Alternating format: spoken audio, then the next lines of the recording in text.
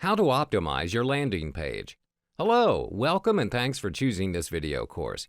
In this video, I'm going to talk about how to optimize your landing page. Landing pages are the foundation of great inbound marketing strategies. These pages literally serve as the location your prospects land on your website. If you're trying to generate new leads or sell products online, landing pages are the place for that to happen. And in a world where the average attention span online is about 8 seconds, it is critical that our landing pages are optimized for instant conversion. With such a short time to make your first impression, you need to ensure every piece of your landing page is well planned and working correctly. In addition to that, many repeat visitors will come across your landing page. Optimizing your landing page will ensure these folks continuously see information they expect, helping them to become your brand advocates. So are you ready to start optimizing your landing pages? Well then, let's get started. Even in an intermediate guide, it is best to start with the basics.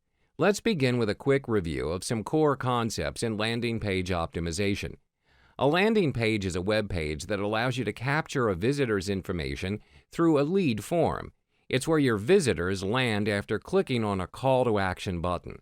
This is the crux of your inbound marketing strategy. It's the point on your conversion path where you collect the information that generates a lead.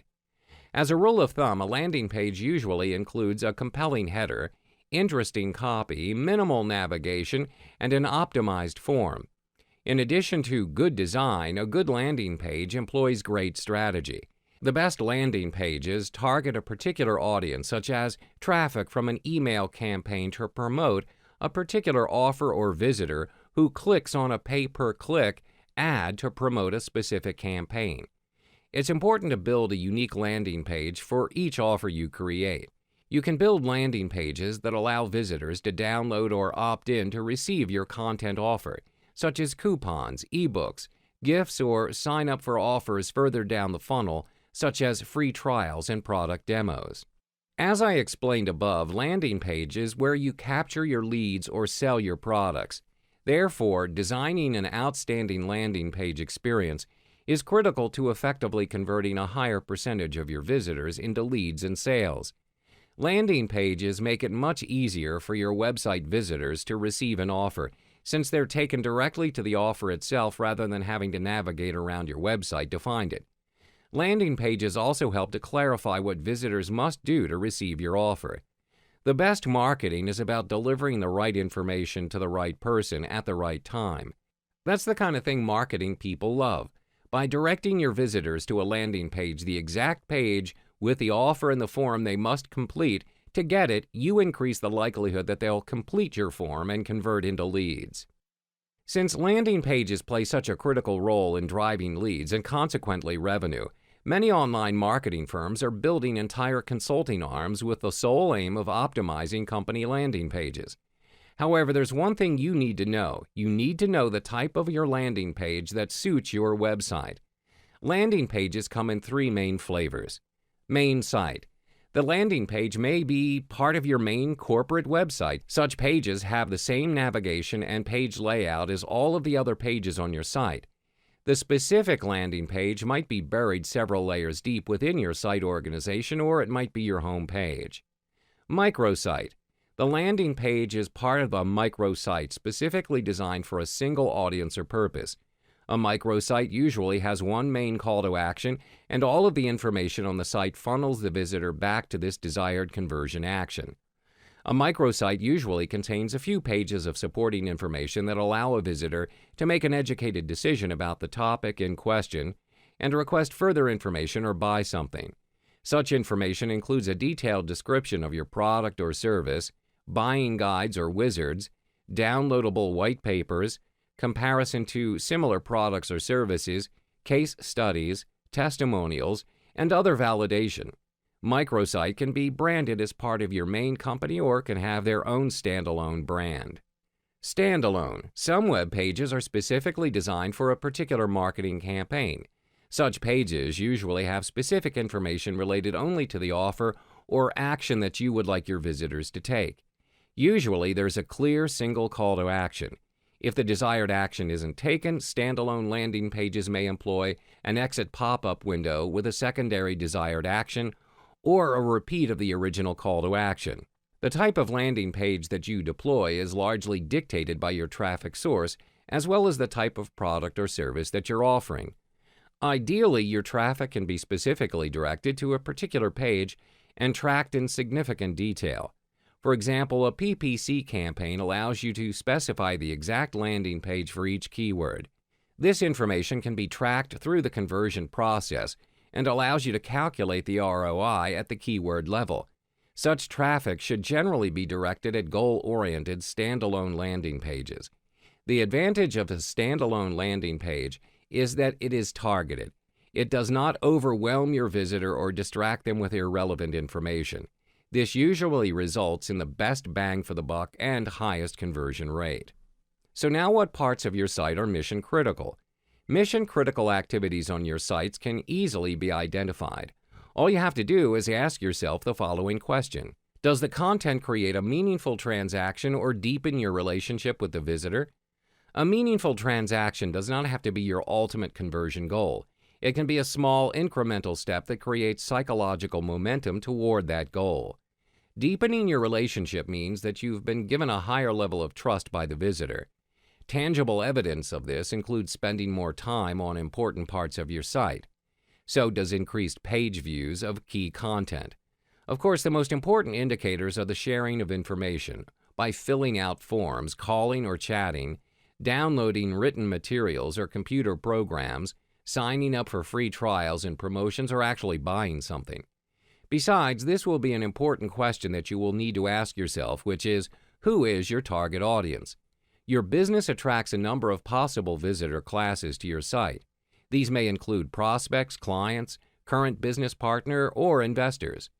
The usual practice is to provide a comprehensive view of your company and to give each of these visitor classes equal billing. The company is often portrayed along product lines or as client-facing functional departments. Your landing page should be modified to best serve the mission-critical visitor classes. Everyone may want real estate on the home page, but they do not necessarily deserve it in equal measure. Conversion actions are measurable events that move a visitor toward the mission-critical activities that you've identified. Examples of conversion actions along with their measurement and efficiency metrics follow. Advertising. This includes advertising online, such as banners, text ads, and sponsor links. Measuring advertising effectiveness usually involves tracking the number of times that an ad was seen or clicked on. Another measure is the average advertising revenue per page view for alternative ad page layouts.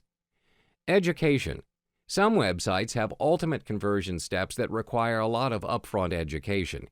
They provide resources and online guides to fully explain their products and services. If education of visitors is your primary goal, the key metrics are the time spent on your educational pages and the number of page views. Many companies measure sales efficiency by looking at their sales conversion rate or their shopping cart abandonment rate. In many circumstances, the revenue per visitor and profit per visitor are more useful metrics. For example, if you sell multiple products at widely varying prices, you can bias the mix of products that you sell intentionally. This may mean that you choose to lower your sale conversion rate to focus on higher ticket items. Conversely, you may seemingly rise your sales conversion rate by emphasizing smaller ticket items. The merit of the trade-offs involved in such situations can be evaluated by focusing on the revenue per visitor metric.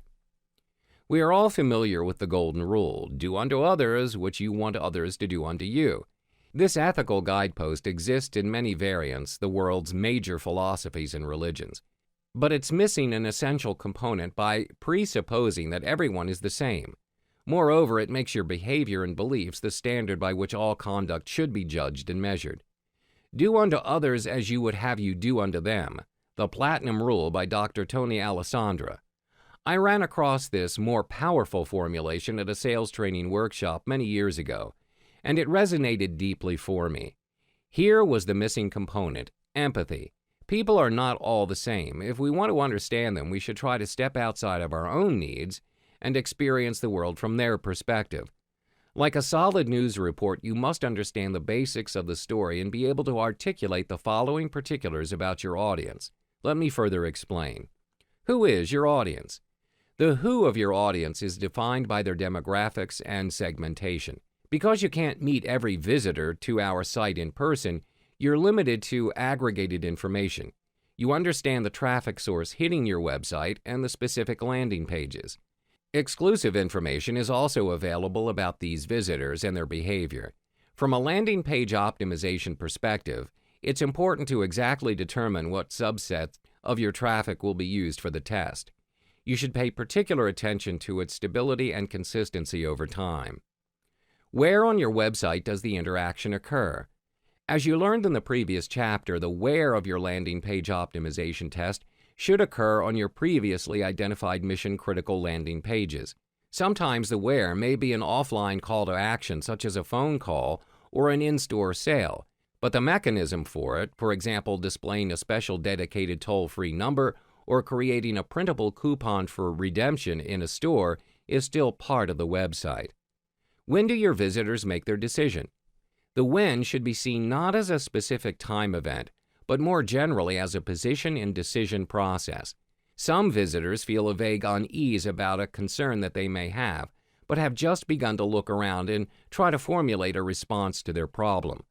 Others know exactly what they want and may only be concerned with completing whatever transaction is required to obtain their specific product. Why do visitors behave the way they do? You do not have intimate and accurate information about your individual visitors. The why can be understood by imagining the categories of behavioral styles. What is the task that you are asking them to complete? The what is the specific task that your visitor is trying to complete on your website. How does your site operate in order for visitors to complete their tasks? The how is the actual design of your website or landing pages. It is the medium through which each task must be accomplished. Specific page elements include layout, organization, and emphasis of key information, text copy, the call to action, and hundreds of other factors. All of them combine to influence the effectiveness of your landing page. Information about your site visitors comes in two main flavors, objective and subjective. Because almost everything on the internet can be logged or recorded, it provides a wealth of objective information. The goal of the effective online marketer is to determine which specific metrics are good predictors of success and to monitor them properly to focus your program in the right direction. As with all numeric information, you should treat demographics with proper respect and be aware of the following issues. Data gathering methods and limitations. Depending on the exact technology used, software packages will track the activities of your visitors differently and come up with different numbers for the same metrics. Be aware of the limitations of the software that you choose. Gathering enough data. Many online marketers do not wait to gather enough data before making decisions. Just because 1 out of the first 4 visitors to your website bought from you, it does not mean that you have a 25% conversion rate to sale. Wait to gather enough data to statistically validate those answers.